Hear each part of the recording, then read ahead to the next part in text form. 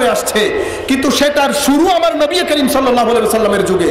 আল্লাহর নবী, এটা আপনারা জানেন, আমি গতবারও বলেছি যুলখুয়াইসার তামিমির কথা। আল্লাহর নবী কাছে মুআজ বিন জবল বা হযরত আলী স্বর্ণ পাঠিয়েছিলেন, সেই স্বর্ণ আল্লাহর নবী 4 জন সাহাবা ইকরামের মধ্যে বন্টন করে দিলেন। এটা দেখে যুলখুয়াইসার আত-তামিমি নামক এক ব্যক্তি দাঁড়ালেন, দাঁড়িয়ে কি বলেছিলেন, ইদিল ইয়া মুহাম্মদ সাল্লাল্লাহু আলাইহি ওয়াসাল্লাম, হে মুহাম্মদ সাল্লাল্লাহু আলাইহি ওয়াসাল্লাম, আপনি যেভাবে বন্টন করলেন আপনার বন্টন প্রক্রিয়া যথাযথ হয় নাই, এটা সুন্দর হয় নাই, এটা যথাযথ হয় নাই। এই কথা বলার দে আল্লাহর নবীর চেহারা মুবারক পরিবর্তন হয়ে গিয়েছিল। আল্লাহর নবী বললেন যে আমার বন্টন প্রক্রিয়া যদি যথাযথ না হয়, মাইয়াদিল্লাহু লাম আদি, তো পৃথিবীর মধ্যে কার বন্টন প্রক্রিয়া যথাযথ হবে? আল্লাহর নবীর চেহারা মুবারক লাল হয়ে গিয়েছিল। এক হাদিসের মধ্যে এসেছে হযরত খালিদ বিন ওয়ালিদ, অন্য হাদিসের মধ্যে হযরত আলী ইবনে আবি তালিব দাঁড়িয়ে গেলেন, জিজ্ঞেস করেছিলেন, ইয়া রাসূলুল্লাহ, আমাদেরকে অনুমতি দেন, তার গর্দান উড়িয়ে দেই। আল্লাহর নবী বললেন, না, আজকে যদি তোমরা তাকে হত্যা করো, মুসলমানরা বলা বলি করবে যে মুহাম্মদ সাল্লাল্লাহু আলাইহি ওয়াসাল্লাম, মুনাফিকরা বলা বলি করবে, নন মুসলিমরা বলা বলি করবে যে মুহাম্মদ সাল্লাল্লাহু আলাইহি ওয়াসাল্লাম তার সাথীদেরকে হত্যা করা শুরু করেছে।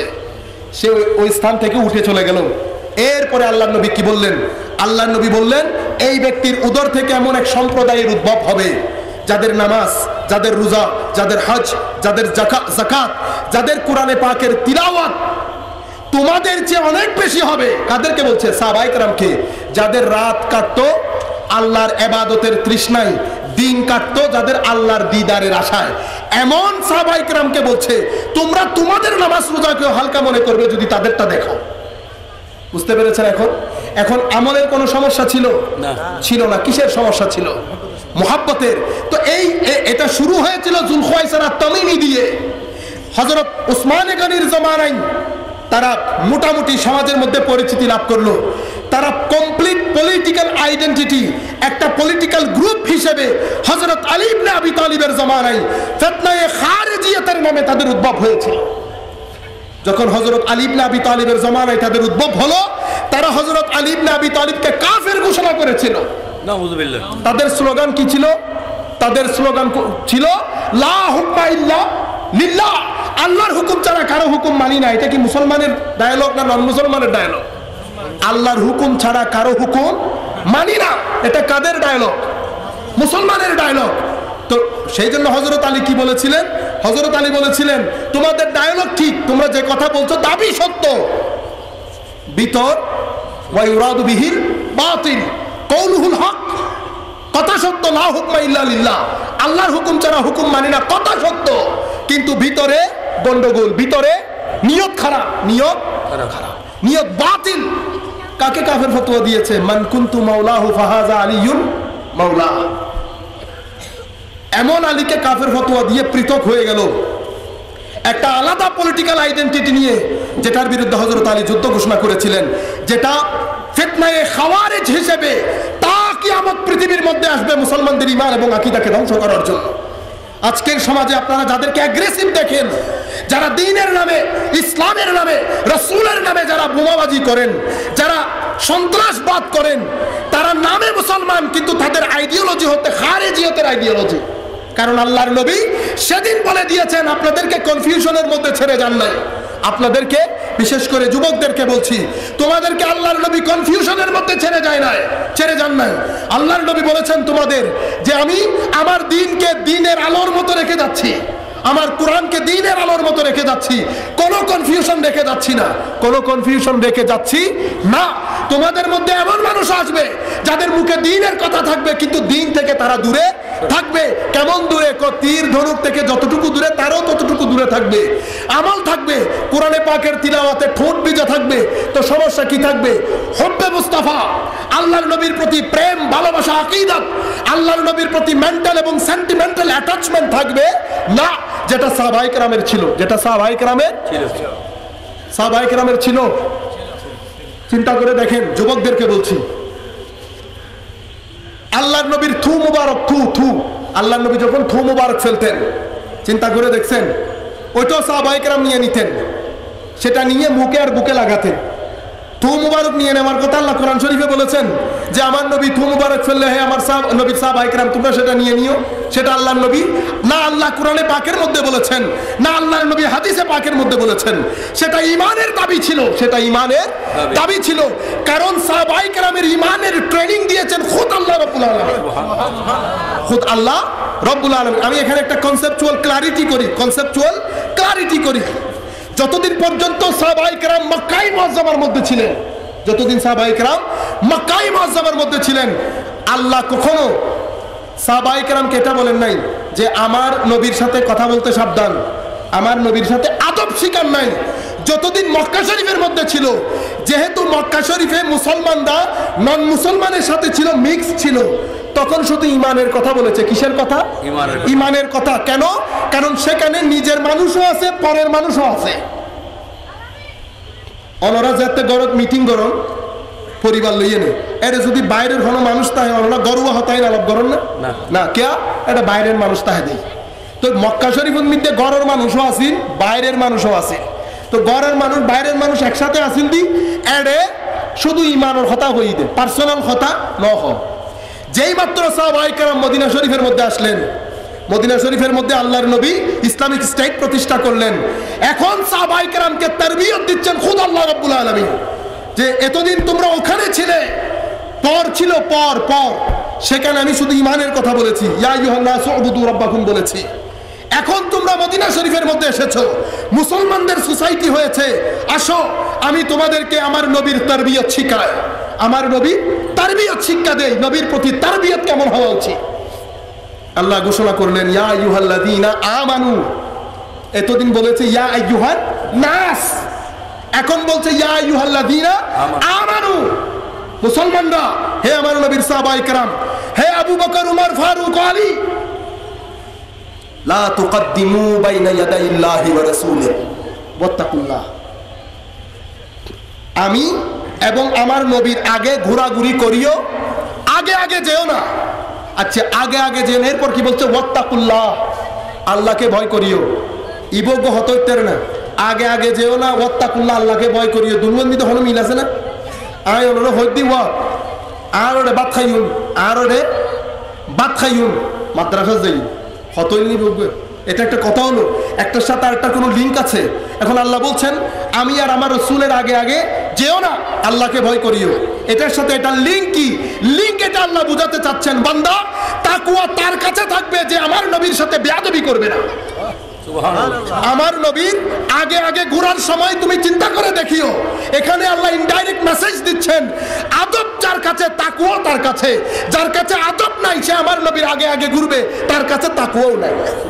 এই জিনিসটাকে আল্লাহ নিচের আয়াতে আরো পরিষ্কার করছেন, ইয়া আইয়ুহাল্লাযীনা আমানু, আবার বলছেন লা তারফাউ আসওয়াতাকুম ফাওকা সাউতিন নবী।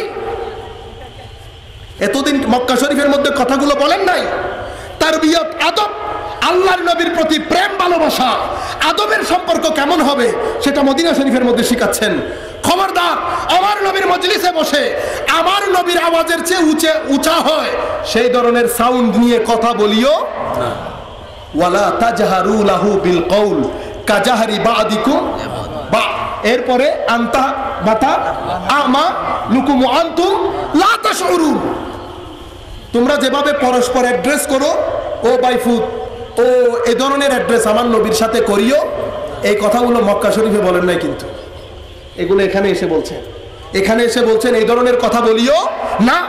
আর যদি তোমরা এগুলো তবুও বলো, তবুও যদি করো, জেনে বুঝে যদি বেয়াদবি করো, তো শুনে রাখো, ঘোষণা দিচ্ছি, তোমার নামাজ, তোমার রোজা, তোমার হজ, তোমার যাকাত, তোমার কুল ইবাদত আমি এমন ভাবে নষ্ট করে বিনাশ করে দেব, তুমি টেরো পাবা না, তুমি টেরো আর টেরো পাবা না। মানে তওবার দরজা বন্ধ হয়ে গেছে। তওবা কখন করে মানুষ? তওবা করেন কখন? যখন আপনি বুঝতে পারবেন আপনি গুনাহ করেছেন, তখন মানুষ তওবা করে। এখন তো আপনি বুঝতেও পারলেন না আপনার গুনাহ হয়েছে, আল্লাহ বলছেন ওয়া আনতুম লা তাশউরুন, বিনাশ করে দেব, তুমি বুঝতেও পারবে না যে বিনাশ হয়ে গেছে। এখন যদি বুঝতে না পারেন তওবা কখন করবেন? আমি বুঝাতে শুধু এতটুকু চাচ্ছি যে আল্লাহর নবীর প্রতি প্রেম, ভালোবাসা, ভক্তি, শ্রদ্ধা, এটা আল্লাহর নবী মদিনা শরীফের মধ্যে সাহাবায়ে কেরামকে তারবিয়ত করেছেন। এরপরে বলেছেন ইন্নাল্লাযীনা ইয়াগুদ্দুনা আসওয়াতাহুম ইনদা রাসূলিল্লাহ উলাইকাল্লাযীনা ইমতাহানাল্লাহু কুলুবাহুম লিত্তাকওয়া। আবার তাকওয়ার কথা এসেছে। যারা আমার নবীর মজলিসে বসে ছোট ছোট আওয়াজে, ধিমি আওয়াজে, ভদ্রতার সাথে, আদবের সাথে উঠে, আদবের সাথে বসে, আদবের সাথে কথা বলে, তারাই মুত্তাকি। তাহলে আদবে মুস্তাফা আর তাকওয়া ইলাহিকে আল্লাহ জোড়ে দিয়েছেন। আদব বাদ দিলে তাকওয়াও থাকবে না। এখন আপনি শুধু নামাজ, রোজা, হজ, যাকাত করে মুসলমানদেরকে ধোঁকা দেওয়ার আর কোনো সুযোগ রইল না। ক্লিয়ারলি, ক্যাটাগরিক্যালি বলছি। আমি সম্মানিত আইম্মাদেরকে, ইমামদেরকে অনুরোধ করব, আপনারা আপনাদের মসজিদে 10 থেকে 12 জুমা পর্যন্ত কোনো খিতাবের দরকার নাই। বুখারী শরীফ আর মুসলিম শরীফ খুলে কিতাবুল খাওয়ারিজ পড়াবেন শুধু। কারণ আমাদের যুবকরা বড় কনফিউজড হয়ে গেছে। দাড়ি এবং টুপির মাধ্যমে, দ্বীন ইসলামের মাধ্যমে যে কথা আল্লাহর নবী 1400 বছর আগে বলে গেছেন যে এই ফিতনায়ে খাওয়ারিজ, এই খারেজি আইডিওলজি কিয়ামত পর্যন্ত থাকবে সোসাইটিতে, আমার উম্মতের যুবককে কনফিউজ করার জন্য তারা সুফাহাউল আহলাম হবে, আহদাসুল আসনান হবে। তারা কম বয়সী মানুষ হবে। আমরা বলি না ব্রেইন ওয়াশ করে দিয়েছে। ব্রেইন ওয়াশ কাদেরকে করে? 60 বছর যে মানুষ শুরু করে দেয় না, হারে করে দেয় যুবক পড়ানো। তো ইয়ান হাজিয়া করে দেন আল্লাহর নবী হত্য হয়ে দিন বুখারী শরীফের হাদিস ইতারা বেশি জানা হাতুন। স্বাভাবিক করতে আমি কিন্তু আলেম না, ওনারা আপনারা আমাকে সম্মান বেশি দিয়ে উপরে তুলে দিচ্ছেন, সেটা আপনাদের, আল্লাহ আপনাদেরকে সম্মানিত করুন। বেসিক্যালি এখানে যারা বসে আছেন আমার এমনিতে ভয় করতেছে। এখানে যারা বসে আছেন ওনারা আমার চেয়ে অনেক বড় আলেম। আমি বেসিক্যালি কিন্তু আলেম না, এমনিতে কিছু লেখাপড়া করি, বাস এতটুকু। তো বলতে এটা চাচ্ছি, আল্লাহর নবী অনেক আগ থেকে বলে গেছেন। কি বলেছেন? সুফাহাউল আহলাম, আহদাসুল আসনান। আহদাসুল আসনান বলে কম বয়সী মানুষকে, সুফাহাউল আহলাম বলে ইম্যাচিউরিটি। ম্যাচিউরিটি আসে নাই, ম্যাচিউরিটি আসে নাই। তো আল্লাহর নবী সাইন কি বলেছে? কম বয়সী হবে, ইম্যাচিউরড হবে, নামাজ, রোজা, হজ, যাকাত বেশি থাকবে, কোরআনে পাকের তিলাওয়াত থাকবে, সব কিছু থাকার পরে অ্যাগ্রেসিভ হবে। কি হবে? অ্যাগ্রেসিভ।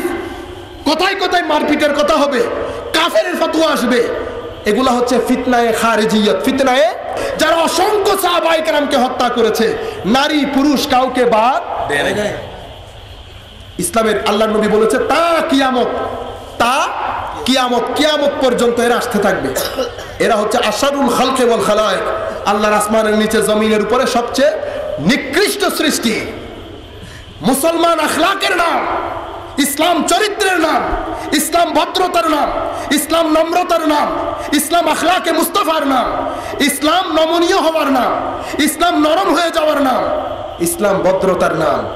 ইসলাম মুসলমান যখন মুসলমান হিসেবে সমাজে প্রতিষ্ঠা হবে তখন মুসলমান নন মুসলিম সবাই তাকে সম্মান করবে। যখন মুসলিম নন মুসলিম একাধারে সবাই সম্মান করতে থাকবে, মনে করবেন আখলাকে মুস্তাফা চলে এসেছে। সুবহানাল্লাহ। আখলাকে সুফিয়ায়ে কেরাম আখলাকে মুস্তাফাকে ধারণ করেছিল বিদায়। সুফিয়ায়ে কেরাম চলে যাওয়ার পরেও মুসলিম নন মুসলিম যায় না।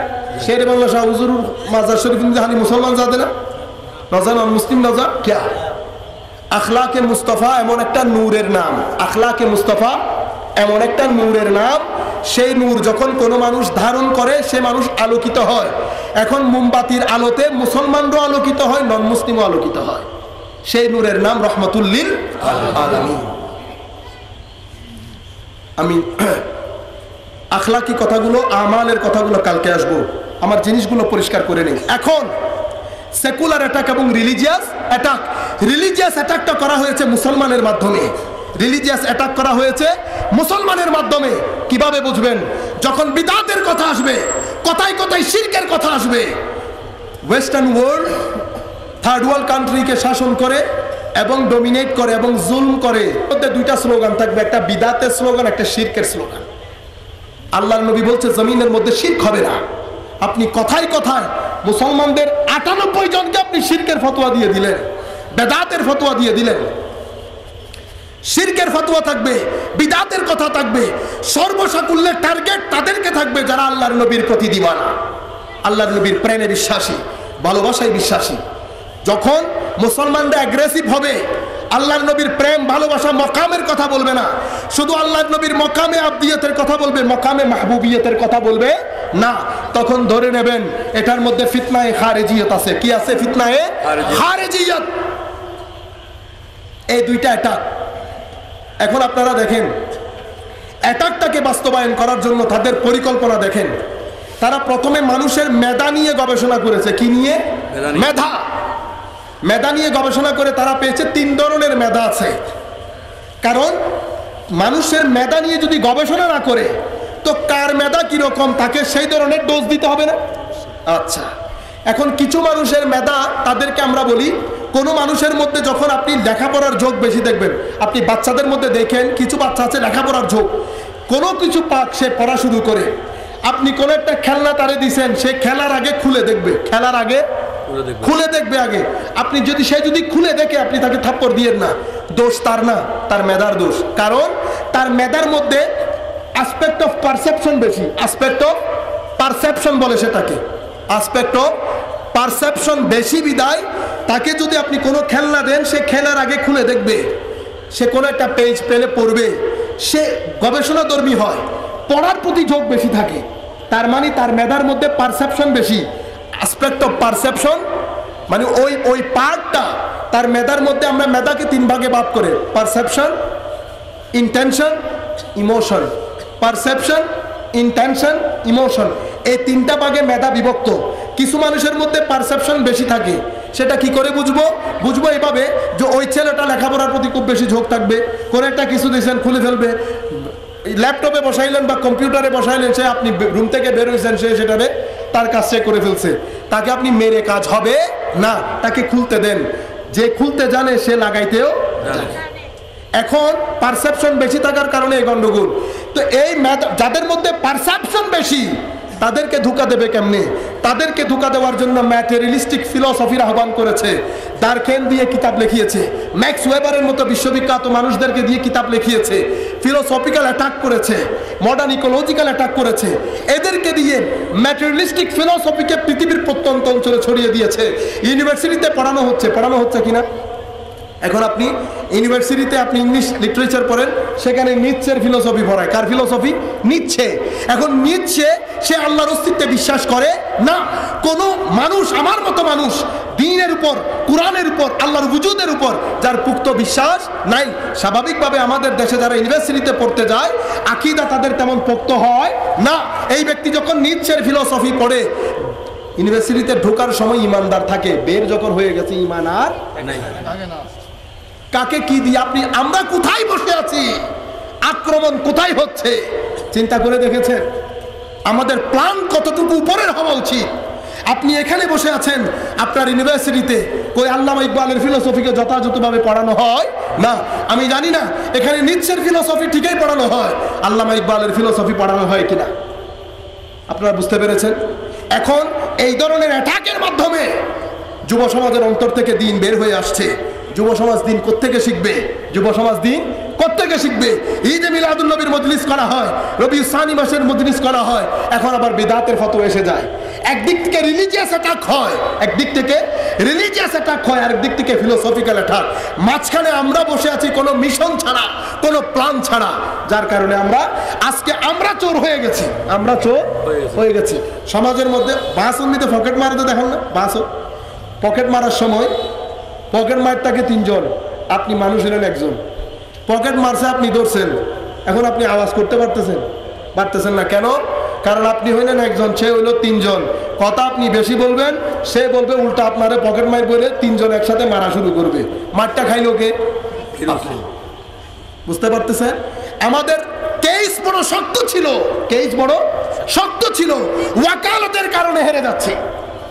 প্রত্যেক জামানার একটা ল্যাঙ্গুয়েজ থাকে, প্রত্যেক জামানার একটা ওয়ে অফ প্রেজেন্টেশন থাকে, প্রত্যেক জামানার আলাদা আলাদা সিস্টেম থাকে। আমরা সেই সিস্টেম থেকে দূরে যাওয়ার কারণে, দ্বিধা বিভক্তির কারণে, ফতোয়ার মাধ্যমে দ্বিধা বিভক্ত হই, ব্যক্তি স্বার্থ উদ্ধারের মাধ্যমে দ্বিধা বিভক্ত হই, ব্যক্তি সত্তার জন্য দ্বীনকে ব্যবহার করি, কখনো তাসাউফকে ব্যবহার করি, কখনো কোরআন ও হাদিসের ইলমকে ব্যবহার করি। দ্বিধা বিভক্ত হতে হতে চৌচির হয়ে গেছি, আমরা নিজেরাই চোর হয়ে গেলাম, আমরা নিজেরাই। আল্লাহ বলছেন ওয়াতাসিমু বিহাবলিল্লাহি জামিআ, ওয়াতাসিমু বিমুহাম্মাদিল্লাহি জামিআ, বিহাবলিল্লাহ। এখানে আল্লাহর রশি মানি মুহাম্মদ সাল্লাল্লাহু আলাইহি ওয়াসাল্লাম, আল্লাহর নবীকে ধরে রাখতে বলেছিল। ওয়ালা তাফাররাকু, বান্দা দ্বিধা বিভক্ত হইস, কারণ দ্বিধা বিভক্তির মধ্যে অপমান আর ইত্তেহাদের মধ্যে সম্মান। একটা ইট যদি রাস্তায় পড়ে থাকে আপনারা কি করেন? সেটার এখান থেকে ওখান থেকে উঠানে লাগান না, আর সেই ইট দিয়ে যখন একটা দেওয়াল বানান তাহলে তারিবেন না, হজন লাগিব, মিস্ত্রি না লাগিব। এটাই ইত্তেহাদ, এটাই ইত্তেহাদ। সম্মানিত উপস্থিতি, এতটুকু তো আপনারা বুঝতে পেরেছেন কোথায় কোথায় অ্যাটাক। আপনার ছেলে, আমার বন্ধু, আমার ভাইয়ের দিন কি করে আপনি বাঁচাবেন? ফিলোসফিক্যাল অ্যাটাক, ম্যাটেরিয়ালিস্টিক ফিলোসফিকে আমাদের পাঠ্যপুস্তক করা হয়েছে আমার যুবকের অন্তর থেকে আল্লাহকে টেনে বের করার জন্য, আল্লাহর বান্দেগীকে বের করার জন্য, আল্লাহর নবীর গোলামীকে বের করার জন্য। অ্যাটাক এত ডেঞ্জারাস অ্যাটাক, ঘরের মধ্যে বসে আমরা একজন আরেকজনের সাথে মারামারি, কাদা চোরাচুরি করছি। সম্মানিত উপস্থিতি, অথচ কোরআন শুধুমাত্র কোরআনও তাদেরকে দিন, তাদের প্রতি আপনি দ্বীনের দাওয়াত কিভাবে দেবেন সেটা কোরআনের মধ্যে আল্লাহ বলে দিয়েছেন 1400 বছর আগে। সেই দিকে আমাদের কোনো মাথা ব্যথা নাই। কোরআনের মধ্যে কোরআনের রিপ্রেজেন্টেশন অফ দাওয়া দেখেন, যাদের মধ্যে পারসেপশনের মাত্রা বেশি, কোরআন তাদেরকে দাওয়াত কিভাবে দিয়েছেন।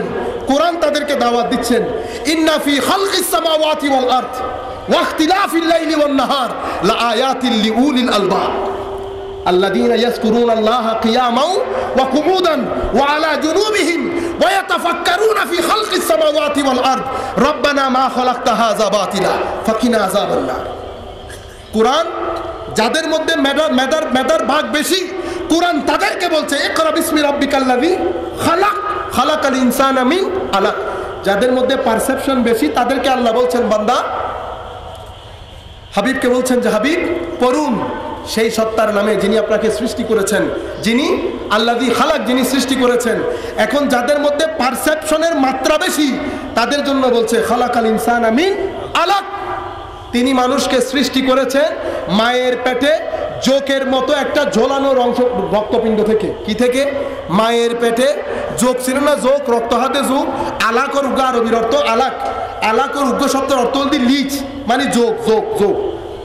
আল্লাহ বলছেন যিনি আপনাকে আমাকে সৃষ্টি করেছেন মায়ের পেটে লটকে থাকা জোকের নিয়াই দেখতে একটা মাংসপিণ্ড থেকে।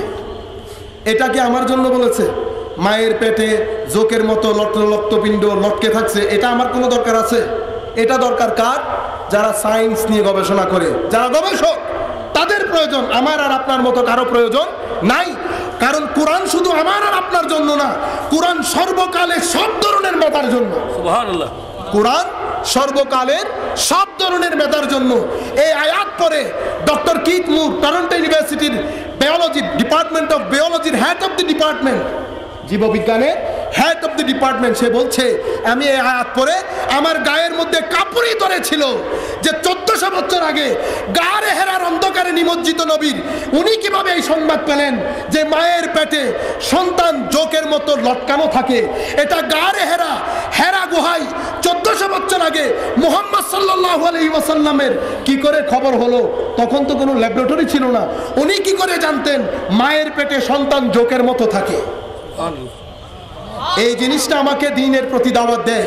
আমি কোরআনে পাক থেকে বায়োলজির আয়াতগুলো টেনে বের করি, সেগুলো নিয়ে গবেষণা করি। আমি দেখতে পাই কোরআন বায়োলজি সম্পর্কে, মডার্ন বায়োলজি সম্পর্কে যা যা কিছু বলেছে সব কিছু সায়েন্টিফিক, সব কিছু as it is that we are reading. যেভাবে আমরা বর্তমানে পড়ছি ঠিক সেইভাবে আমি কোরআনের আয়াতগুলোকে পেয়েছি। বায়োলজিক্যাল আসপেক্ট কোরআন কেন বলেছে? আমাদের জন্য